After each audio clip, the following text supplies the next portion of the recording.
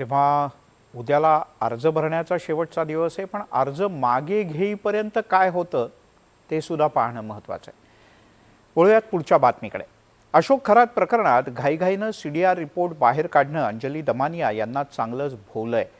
कारण एका हॉटेलच्या लेटरहेडवर नेत्यांची नावं लिहून तो CDR रिपोर्ट असल्याचा दावा करणं दमानिया यांच्या विश्वासार्हतेवरती प्रश्नचिन्ह निर्माण करणारं ठरलंय. आणि हा रिपोर्ट खरा असेलच तर तो लीक करणारे तपास अधिकारी सुद्धा आता संशयाच्या भोवऱ्यात अडकले. CDR प्रकरणामुळे राजकारण तापलंय.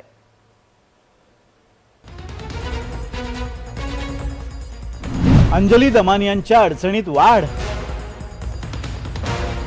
CDR रिपोर्ट उघड करणं भोवणार. CDR लीक करणाऱ्यांची चौकशी होणार, फडणवीसांचं आश्वासन. 2 दिवसांपूर्वी सामाजिक कार्यकर्त्या अंजली दमानिया यांनी अशोक खरातचा कॉल डिटेल रेकॉर्ड जाहीर केला. अशोक खरातला कुणी, कधी आणि किती वेळा फोन केले, अशोक खरात सोबत कुणाचं किती मिनिटं बोलणं झालं याची CDR कुंडली अंजली दमानियांनी माध्यमांसमोर मांडली. पण या CDR रिपोर्टवरच आता प्रश्नचिन्ह निर्माण झालंय.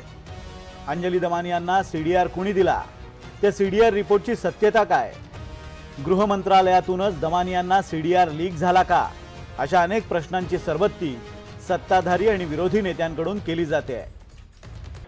किंवा ते कोणतं ॲप आहे की ज्या ॲपमध्ये माहिती टाकल्यानंतर कोणाचे किती कॉल आहेत, आउटगोईंग किती, इनकमिंग किती, ड्युरेशन किती, हेही कळतं.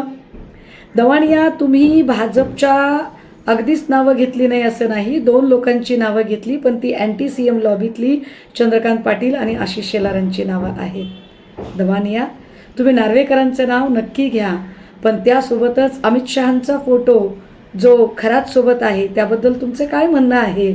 फडणवीसांनी 2012चा बंदूक परवाना 2024ला नूतनीकरण झालेलं आहे, यावर तुम्ही कधी प्रकाशझोत टाकणार आहात. मी त्या दिवशी म्हणालो होतो की अशोक खरातांचं हे प्रकरण नक्की या असलेल्या बंधूबाबांचं किंवा त्यांच्या असलेल्या या सर्व CDR किंवा बाकीच्या व्हिडिओ क्लिप वगैरे आलेले आहेत हे ज्यावेळेला बाहेर आलं त्याच्या संदर्भामध्ये नक्की ते प्रकरण कोणाकडं लक्ष करून केलेलं आहे का त्यांनी केलेल्या या कुकर्माच्या बाबतीमधला कारवाई करण्याचा आहे अशी शंका व्यक्त केली गेली होती.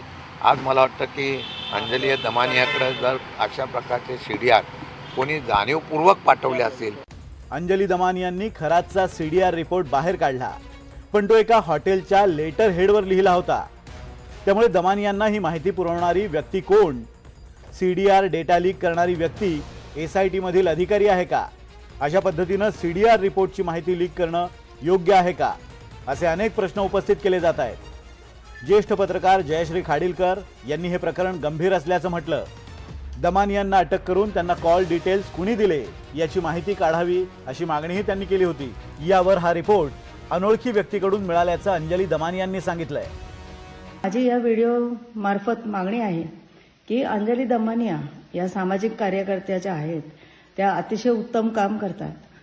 त्या आत्ता चंदीगडला आहे असं त्यांनी सांगितलं, एका लग्न समारंभासाठी ते गेलेले आहेत, पण त्या चंदीगडहून येताच त्यांना पोलिसांनी ताबडतोब ताब्यात घ्यावं आणि त्यांची चौकशी करावी अशी मागणी मी करते. आता ही मागणी मी का करते, याच्या मागे माझा काय हेतू आहे. मला खरात प्रकरणात जेवढ्यांचे फोटो आले होते तेवढीच नंबर्स मी त्यात टाकून शोधले आणि बाकीचे अजून टाकलेले नाहीयेत. असंख्य नावं येतील त्याच्यात आणि पुढे.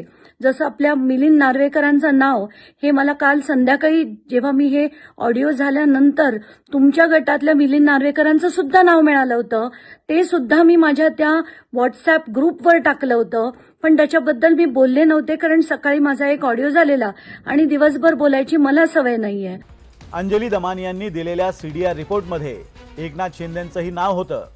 राज्याचे उपमुख्यमंत्री एखाद्या भोंदूबाबासोबत 17 वेळा फोनवरून संभाषण का करतात असा सवाल अंजली दमानियांनी केला होता.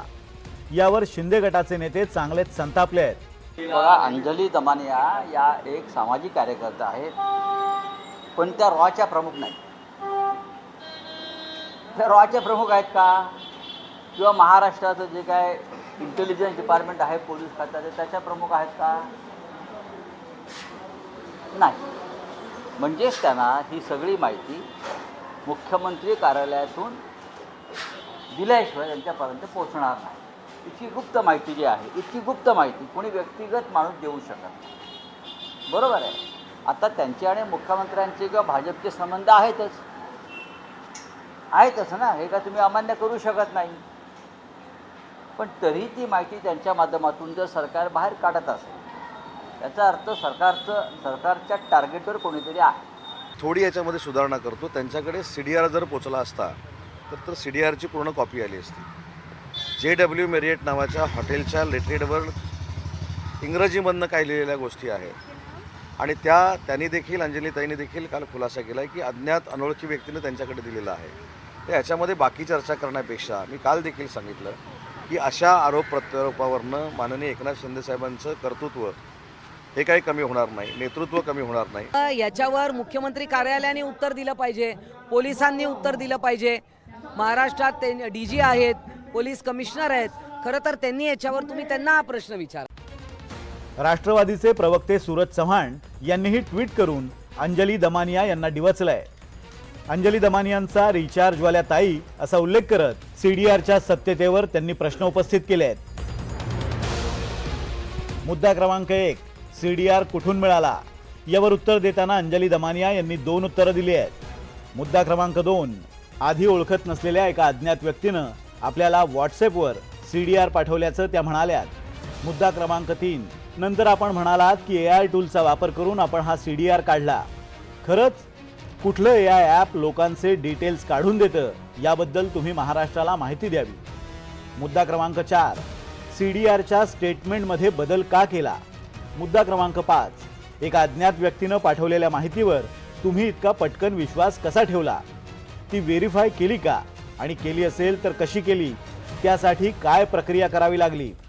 मुद्दा क्रमांक 6, उद्या त्या अज्ञात व्यक्तीचा शोध राज्याच्या गृह विभागानं घेतला आणि ती माहिती खोटी निघाली तर त्याची जबाबदारी तुम्ही घेणार का. मुद्दा क्रमांक 7, तुम्ही सांगितल्याप्रमाणे तुम्ही ती माहिती माननीय मुख्यमंत्री आणि SITच्या प्रमुख तेजस्वी सातपुते यांना दिली.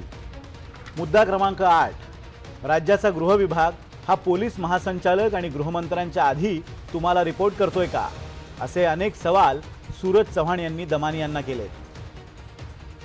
दरम्यान राजकीय नेत्यांनी घेरल्यानंतर अंजली दमानियांची चांगलीच कोंडी झाली आहे. त्यातच आता मुख्यमंत्री फडणवीसांनीही CDR कुणी लीक केला याची चौकशी होणार असल्याचं आश्वासन दिलंय. तर अशी आहे की अशा प्रकारचा CDR हा प्राप्त करून घेण्याचा कोणालाही अधिकार नाही. तो फक्त या ठिकाणी जी काही जांच एजन्सी आहे, जे तपास करतायत, त्यांनाच तो अधिकार आहे. त्यामुळे असा हा CDR कशा पद्धतीनं लीक झाला, तो कोणी लीक केला, या संदर्भातली चौकशी राज्य सरकार करेल.